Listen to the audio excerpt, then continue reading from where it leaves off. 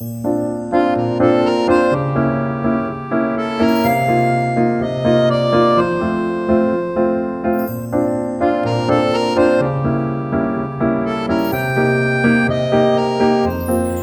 샬롬 보이스 청년 여러분들 건강하셨습니까? 자, 내일이면 드디어 우리 보이스 청년들과 얼굴을 볼 수 있는 날이기도 합니다. 예, 사회적 거리두기가 완화되어지면서 드디어 지난주에 우리가 중직자들이 모여서 한번 예배를 드려봤고요. 내일부터는 1부, 2부, 3부에 걸쳐서 예배를 드리는데 우리 보이스 청년들은 2부인 11시에 3부인 1시에 모여서 예배를 드릴 생각입니다. 하지만 우리 자체 보이스 예배는 아직까지는 좀 드리기 어려운 형편에 있습니다. 왜냐하면 1시 예배 때 우리 9층도 사용할 수 있을 것 같아서 예배적 여건이나 환경이 온전하지 않아서 함께 예배할 수는 없습니다. 하지만 속히 우리 코로나19가 종식이 되어져서 편안하게 예배할 수 있을 때 우리가 함께 예배할 수 있었으면 좋겠습니다. 지난주에 영상을 준비를 했다가 여러 가지 이유로 올려드리지 못했습니다. 그래서 이 점 양해해 주시고요. 그럼에도 영상을 통해서 여러분들에게 필요한 정보들은 제공되면 좋겠다라는 생각을 가지고 있습니다. 특별히 사회적 거리두기가 점점 완화되어지고 이제 교육부 쪽에서도 이제 대면 수업, 대면 개강을 얘기를 하면서 이제 본격적으로 이 학생들 같은 경우는 이제 학교 캠퍼스를 밟을 시간들이 다가오고 있는데요.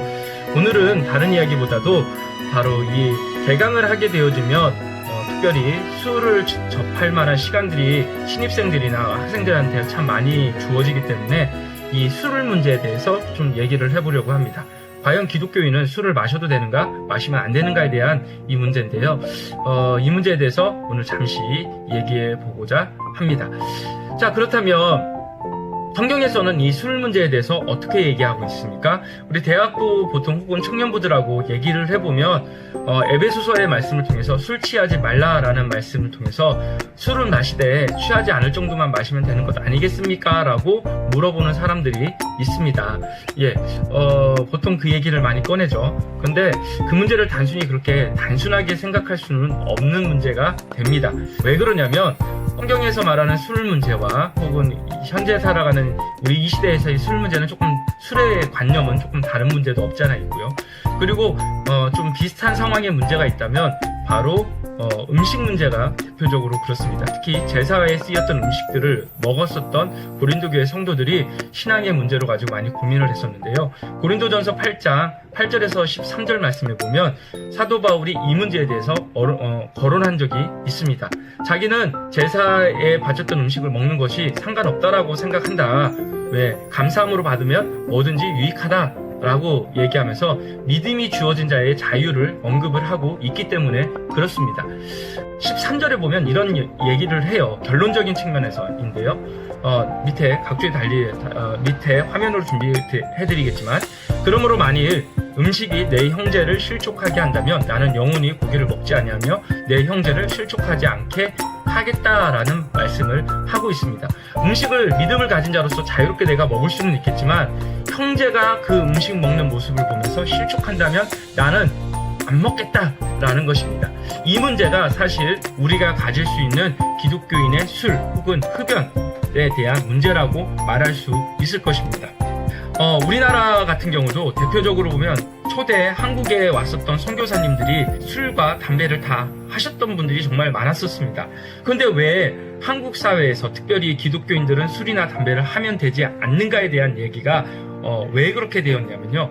바로 한국인에 선교하러 오셨던 외국인 선교사님들이 한국인들의 술 문제나 혹은 담배 문제는 커다란 복음 전파에 있어서 어려움을 가져왔다라고 판단했다라는 것이죠. 대표적으로 항상 복음이 들어가는 곳에는 바로 그 성경에 위배되어지는 문제들, 예를 들어서 식인종들에게는 식인을 하는 것, 인간을 먹는 것을 제약시 여기고, 혹은 자신의 아내를 다른 남자에게 주는 문제 같은 경우도 바로 잘못되었기 때문에 그것을 금하는 운동들을, 계몽 운동들을 했다라는 것입니다. 그런데 우리나라의 한국 사회에 들어왔을 때는 이 조선시대 때 바로 이 금주, 술 마시는 문제나 흡연 문제가 복음에 방해되는 일들이 되었다라는 것이죠. 한국 시대, 그러니까 조선시대 당시에는 흡연 문제 같은 경우는 특별히 상당히 많이 권장하였던 문제가 되기도 하였습니다. 조선시대 르네상스라고 할 수 있었던 정조시대 때는 실질적으로 정조가 조선왕조실록에 보면 담배 피는 것을 많이 권장했다라는 기록이 남겨져 있었습니다. 왜 그러냐면 담배를 피는 것을 통하여 기관지나 여러 몸에 있어서 가래를 제거하는 문제에 있어서 큰 도움을 준다라는 기록들이 있었기 때문에 그것을 근거로 권장하였었습니다. 그래서 19세기 후반 1890년대 선교사님들의 기록에 의하면 조선 인구 1500만 명 중에서 약 25%의 사람이 흡연을 하였다라는 기록이 실질적으로 남겨져 있기도 하였었습니다. 하지만 문제는 이 술이나 이 담배 문제가 선교사님들이 할 정도로 처음에는 문제가 되지 않았지만 시간이 지나면서 많은 이들에게 교회 안에 문제가 되어졌고 그것을 통하여 금지하기 시작하였습니다. 대표적인 첫 사례가 1890년에 감리교에서 우리에게만 선교사 모임을 통해서 야 이제 금주를 해야 된다, 그 흡연을 금해야 된다라는 금연에 대한 이야기까지 나오기 시작을 하였습니다. 그리고 1894년에서는 선교사님이었던 한 분께서는 지금대로 얘기하면 장로님들, 그 다음에 권사님들 혹은 우리 교회 같은 경우는 사랑방 순장님들을 모아놓은 자리에서 더 이상 금연을 하지 못하거나 금주를 하지 않는 사람은 제명을 시키겠다라고 말하기까지도 하였습니다.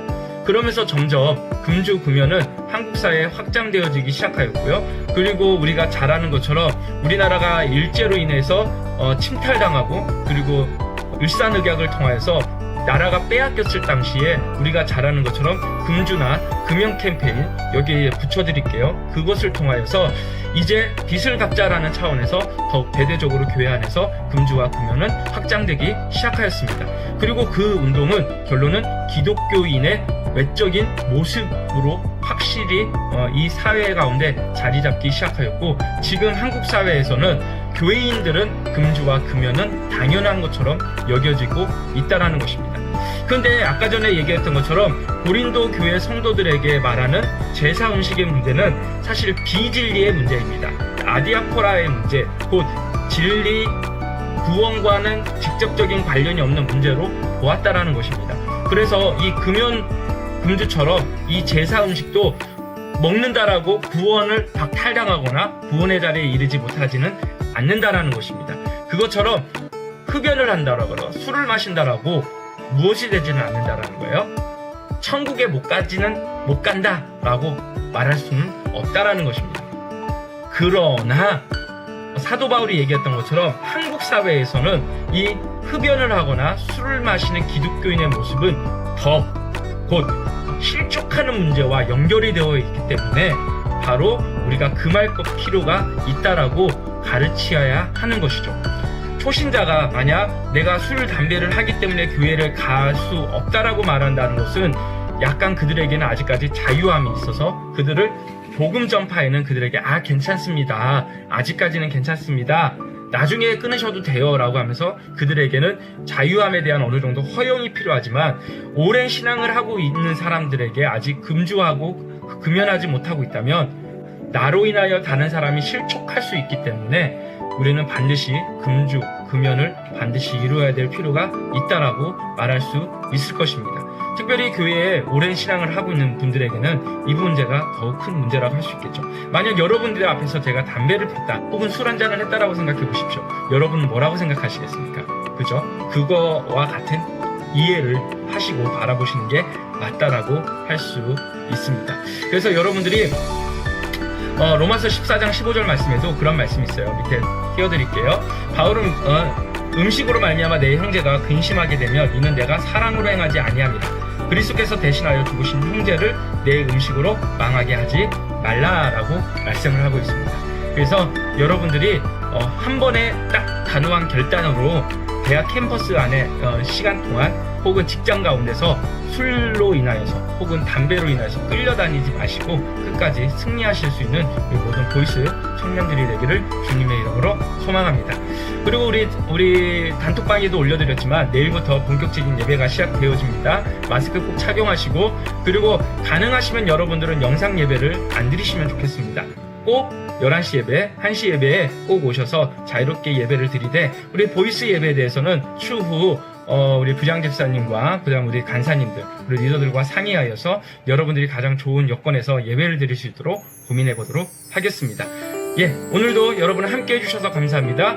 오늘 내용이 좋았으면 구독 그리고 좋아요 버튼 부탁드리겠습니다. 샬롬. 간사님 웃으셨어요. 안녕.